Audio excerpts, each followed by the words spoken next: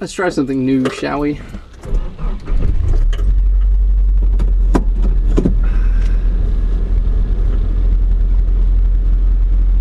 sure you don't fucking pull out in front of a fucking motorcycle.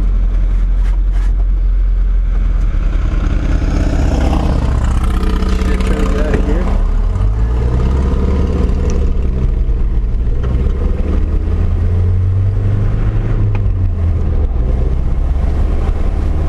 Hey guys. Just this window a little bit so it doesn't get as much loud noise.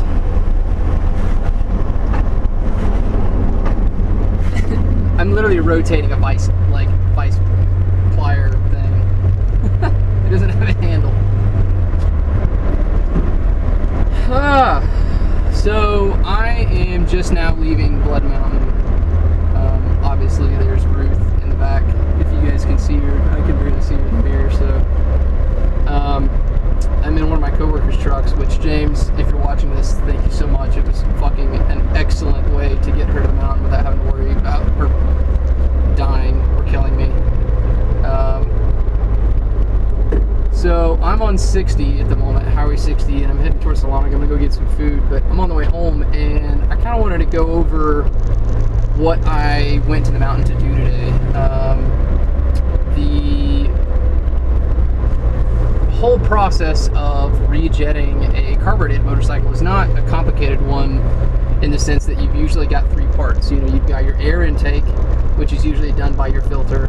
You've got your actual carburetor jets, or your car pieces, which you change, like what you do when you rejet something, and then you've got your exhaust. So there's an intake, a fuel, and exhaust.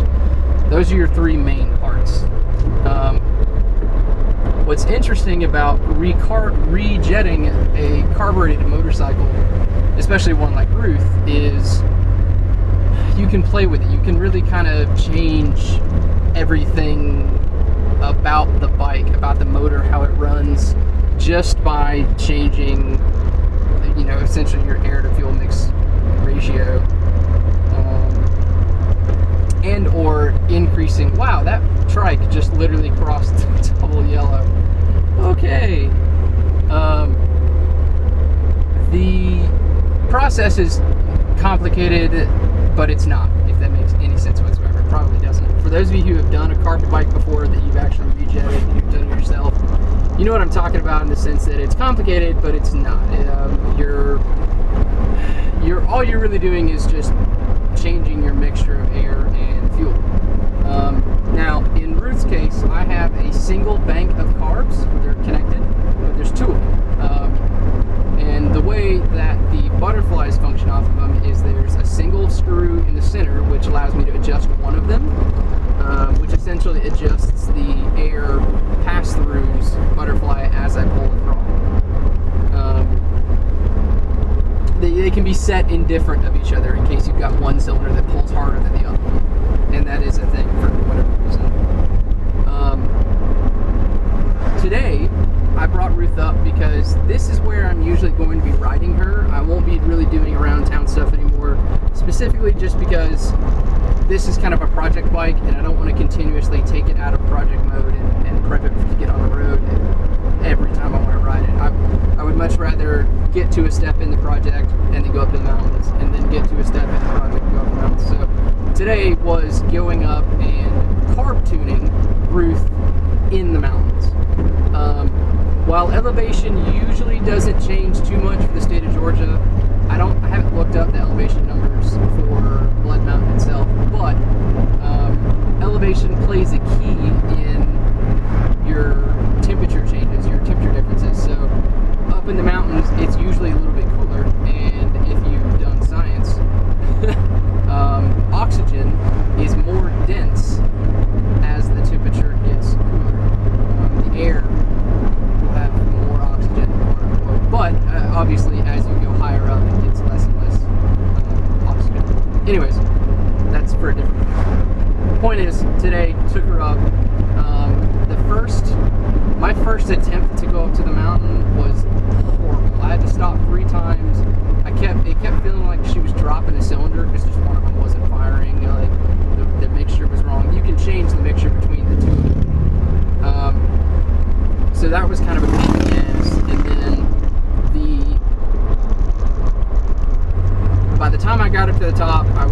to kind of wrestle it in place. I actually met a subscriber, and I'm sorry that I forgot your name, but thank you for stopping and saying, hey, that was really cool. This guy's tailgating the shit out of me. He happened to stop whenever I was pulled over at one point because he recognized the bike and me, so I managed to get up to the top, and as we were discussing everything, I kind of went through the bike again. I checked some of the electronics, and that ended up being the other half of my problems. For, I guess, for whatever reason, my coil pack wires were not quite snug. So once I was able to snug those in and kind of rebalance again, I got more into my zone. There's a kind of like there's too high and too low, and then there's like a middle ground, essentially. So from there, it's all fine adjustments on the air and fuel mixture screws. And finally got her dialed in. I still have kind of a weird problem in cornering, and the bike originally was vacuum operated for the petcock and the fuel delivery, which is now not anymore. It's all gravity fed. But what was interesting was in corners, slowly rolling on throttle past a certain point, to a certain point, would kind of bog and sputter and kind of weird stuff. And what I think is going on is the actual fuel delivery to the carburetors is getting screwed with. I don't know really how I can fix it other than going back to a vacuum operated petcock, which isn't going to be that big of a deal, but I got tired of having to rebuild those things. So right now I literally have a fuel quick disconnect from the tank to the carbs, so that I don't have to worry about trying to rebuild anything. It's just I pop, separate them, and pull the tank off. So long story short, she is tuned. It's not final. I'll probably have to do a couple of other really small adjustments to it. I need to hook up a manometer to it just to make sure that the cylinders are pulling as they're supposed to. Even if they're different, I think I'm just gonna fucking leave it because it works. And it's like once I get past that one spot, she fucking picks up, and it's great. I may see if it's like plugs or something I could swap out, but I think it's a fuel issue because it's only in corners, which is strange. As for the rest of the Ruthless Roof rebuild, the end game is essentially by what I'm hoping for is early spring next year to go do a Barber track day. And I kind of specifically chose Barber because I've taken Tessa out there for a parade lap whenever we were doing the Barber Vintage Festival 2 years ago. Wait, last year. Not this year's. And the track is really technical. It's fucking awesome. It's got all kinds of elevation changes that I want, and it really is an awesome track. Props to Mr. Barber for doing that because it's excellent. I don't know who you hired to do everything, but it's fucking awesome. I'm gonna get me some Chick-fil-A, so if you will please give them a minute. Thank you for choosing Chick-fil-A. How may I serve you? Hey, can I get a 12 count of the nuggets, just the nuggets, and then a large Dr. Pepper, please? Any sauce with that? No, I'm good. All right, your total will be $6.74 the window. Thank you much. I like food. Oh, I don't have a cup holder. Wait, yes I do. Thank you, James. I don't know where to put this though. And he puts it here, but I don't think it's going to stay with the window. I'm going to slide the window up first. There you go. Thank you. Thank you much. Thanks, man. I appreciate it. Is that going to stay? It might stay. Oh, I can't turn left out of here. Oh, I know where to go. So I chose Barber because I have a tiny bike, and Barber's a quick track, don't get me wrong, it's quick. you can fucking haul some goddamn donuts around that place. But it's also very technical. Oh, fuck. I accidentally let out the clutch too much. It's also a technical track. So while there are straights,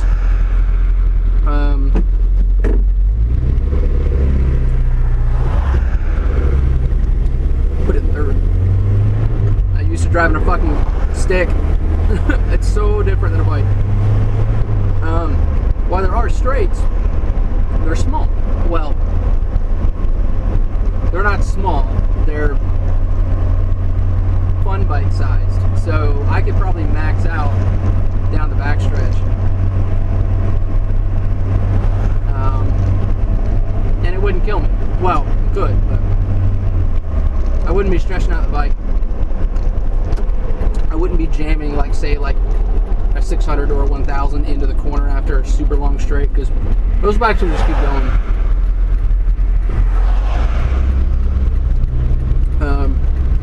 So I really want to do Barber, and Barber's only about 3.5 hours away from me. I would love to do Road Atlanta, but Road Atlanta is not a small bike track at all. I've seen guys run there, tiny bikes there, but it's just not meant for it, really.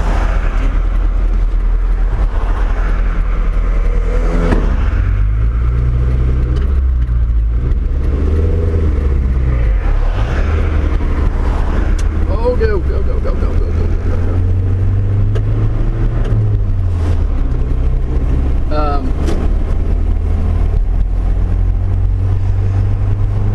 The facilities are awesome for both tracks, but like the fact that I've been to Barber more than Atlanta and kind of walked it and looked at the pit areas and stuff, I think I'll have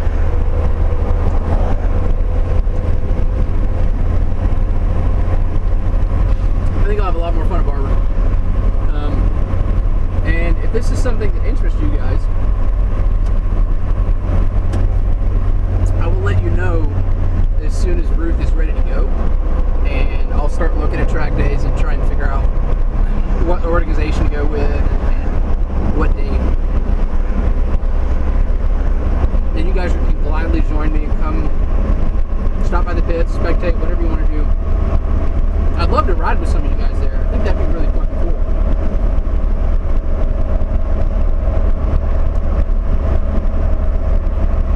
But like I said, this is a project, so it's gonna take a minute. The next things that I have on my list are, I've got a slight coolant leak that I've got to fix that I found today, and then I need to completely swap the entire wiring harness from front to back and get a new one, because the one that I have is a short end somewhere.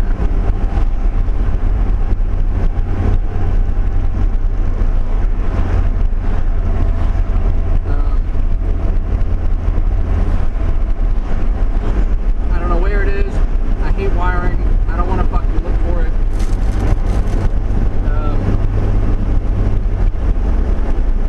So I can just blow fuses until then and deal with it, which is what I've been doing.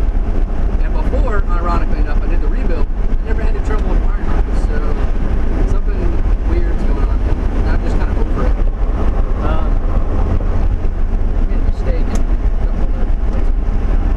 Oh god. Roll my window.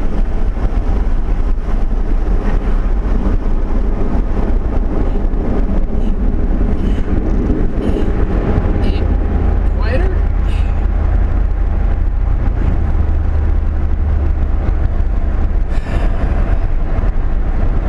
Chick-fil-A chicken nuggets are hitting the spot.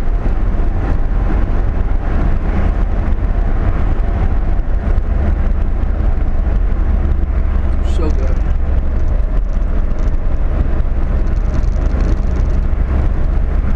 Oh, back to the what I'm gonna, the options left. Wire harness, already said that one. I'm actually gonna build my own rear sets. We have a machining company that one of the guys comes in, hangs out in the shop every once in a while to see if he can machine me a couple of billet, just plates essentially. Because all I'm trying to do is pull my foot pegs back and then up, probably an inch, maybe 2 inches back and then up. Excuse me. Because while the seating position and the new subframe and the gas tank geometry all fits and feels great along with the bars, the foot pegs just aren't the stock spot's just not doing it for me. I did CBR rear sets on Tessa, and those proved to be wonderfully catastrophic. That was I would chalk it up to that being one of the, oh my fucking god, Jesus, I'm gonna die in this today. That's fuck. So I didn't have any feelers on Tessa when I crashed the tail. I couldn't tell how close I was to the ground other than my knee from the bottom of the bike. So when I leaned over in that corner, I washed out because I hadn't found, I was looking for my foot peg essentially, like waiting for it to touch, and then I could counter steer and bring it back up a little bit more, and I didn't find it. It wasn't there. I mean, it was, but it didn't touch the ground.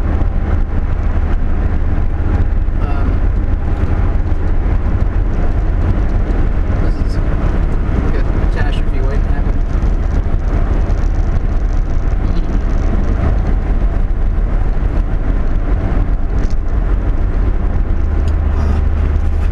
So good.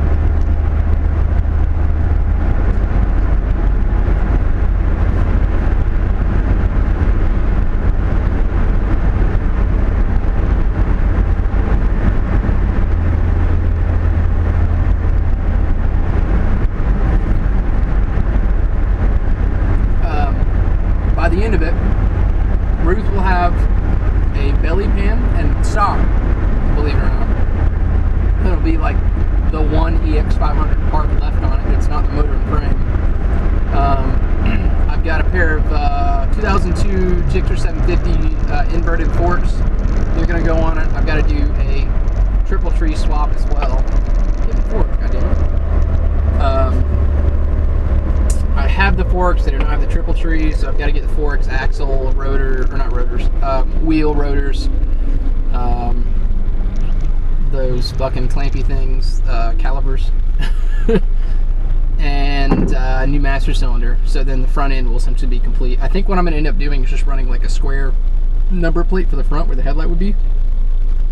And then for situations where I want to put it on the street for whatever reason, I can just throw like a little LED cluster or something like that on it, like a little projector, and just bolt it on, just so that it's actually legal. But for situations like today, I would much rather trailer up, ride, and then trailer back, just for the simple fact that I just don't feel like getting pulled over and someone, being like, you don't have any mirrors, or a headlight, or a taillight, or a horn that works, or blinkers. All the things that make a bike street legal.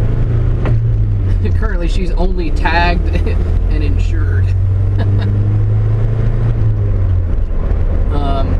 Not to mention she's loud as fuck. She's probably below some noise ordinances. But she's fun, so that's all that matters. So, belly pan, front end.